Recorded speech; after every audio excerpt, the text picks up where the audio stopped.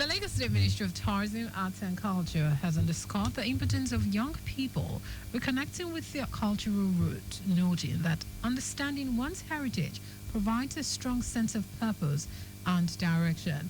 The Permanent Secretary of the Ministry, Olanrewaju Bajulaye, while speaking on behalf of the Commissioner, as the Ministry hosted the Lagos Youth Ambassadors representing the 5 administrative divisions of the state, noted that many youth-targeted initiatives closely align with the goals of the Ministry of Tourism, Arts and Culture. The Bajulaye highlighted the ministry's critical role in shaping the future of Lagos youth through the promotion of tourism, cultural preservation, and creative industries.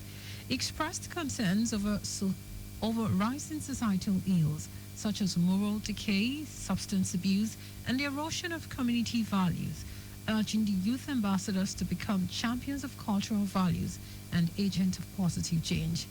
The Permanent Secretary emphasized the value of education and expressed satisfaction that the youth ambassadors have chosen to pursue academic and civic paths.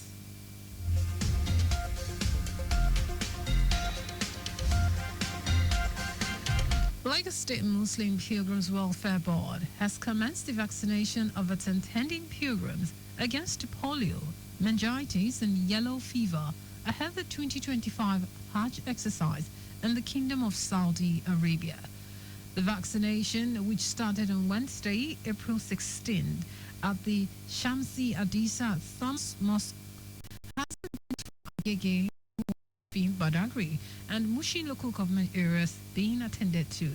The board secretary, Abdul Hakim Ajamagweri, said the vaccination exercise is in fulfillment of the requirement for international travel, urging the intending pilgrims available on the dated for their various. He added that the officials of the Port Health Service under the Ministry of Health will provide them with the yellow card after the vaccination.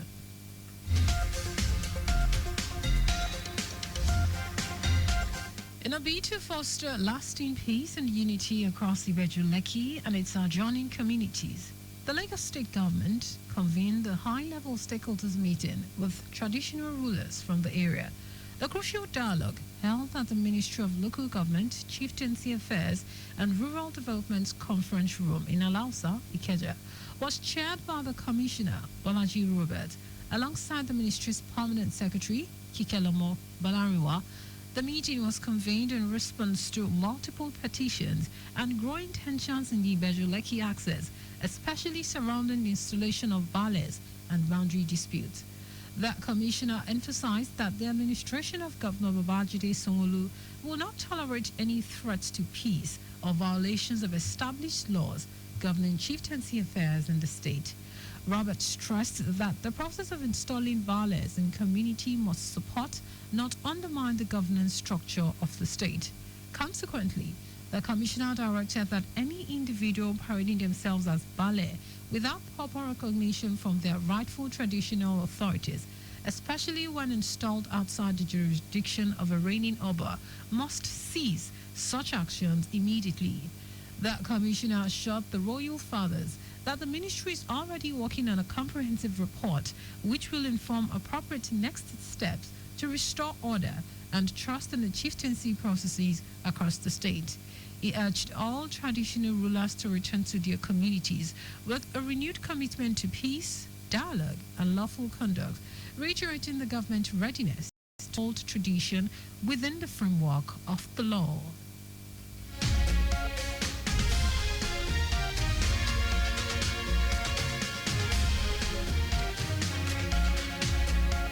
President Bola Tinubu has reassured Nigerians of his administration's resolve to restore peace and security, emphasizing that clear directives had been issued to the armed forces and relevant security agencies to end insecurity decisively and without delay.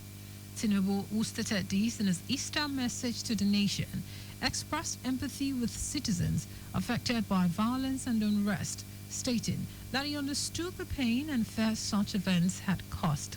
The National Emergency Management Agency, NEMA, said 52 people were confirmed dead while 22 others were taken to the hospital.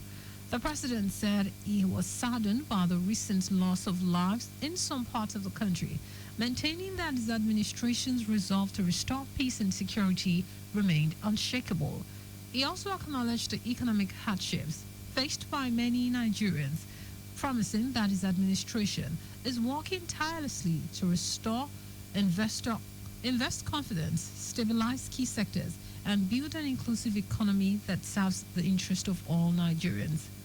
The president urged Nigerians to remain hopeful and united as the nation celebrates Easter, drawing a parallel between the resurrection of Jesus Christ and Nigeria's journey towards peace and prosperity.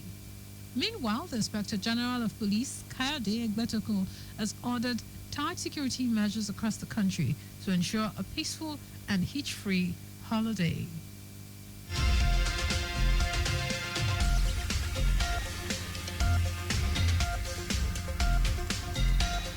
Head of Operations, Port Harcourt Zonal Office of the National Emergency Management Agency, NEMA, Eric Ebodage, has said that 15 local government areas in Rivers State are likely to be flooded this year. Ebogade made this known at the quarterly briefing with the journalists against disaster, GAD, in Port Harcourt, the Rivers State capital. It stated that following the prediction, serious meetings have been going on between the agency and other critical stakeholders of the government to fashion out ways to reduce the impact and possibly forestall human and material losses. Abadaget said NEMA board and management have started interfacing with the leadership of government from the federal to state and local government levels. The Nigerian Meteorological Institute, NIMET, has earlier predicted that at least 30 of the 36 states in Nigeria, including Rivers and Bayelsa, are on high-risk curve of flooding areas this year.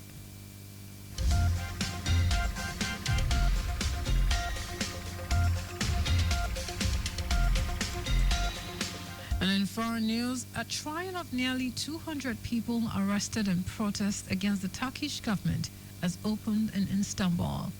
Mass demonstrations began on 19th March after Istanbul's mayor, Ekrem İmamoğlu, a key rival of the Recep Tayyip Erdogan, was detained on corruption charges, which he denies. Most of the 189 defendants in the trial at the Kaglen courthouse are students, while 8 are journalists.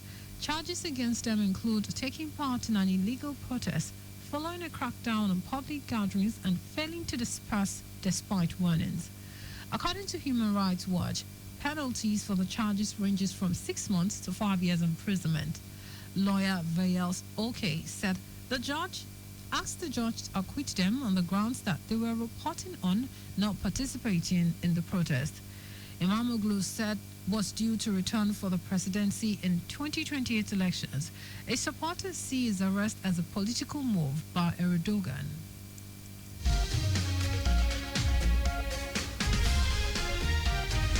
And in sports, Nigeria's under-17 women's national team coach, Bankole Olowokere, says the team is targeting a convincing victory over Algeria in the first leg of their final FIFA Under-17 Women's World Cup qualifying match, which will be played at Remo Star Stadium in Ikenne.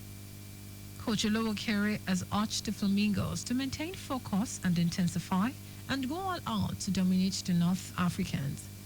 The Flamingos are Africa's most successful side at the Under-17 level, having qualified for 7 of the 8 Under-17 Women's World Cup tournaments since 2008.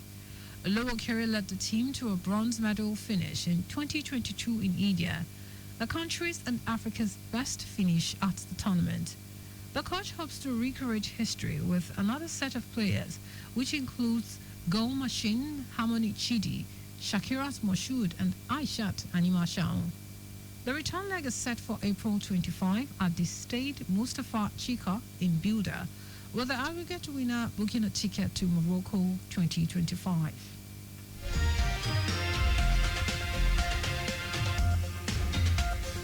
Just before we go, maintain adequate distance from the vehicle ahead of you to avoid collision.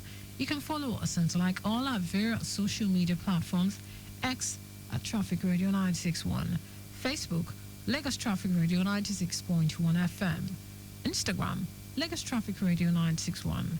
Subscribe and watch our news and programs live on YouTube at Traffic Radio 961. You can also visit our website www.trafficradio961.ng. Did you know that the Sonlo administration constructed watchtowers with alarm bells and perimeter fences in model colleges? You can get more details on the Lagos State Government website. For contact with the newsroom, send a message to info@trafficradio961.ng. That is the news broadcast compiled by Kayode Mafolashiri. I am Sarah Adesanya. Thank you for listening.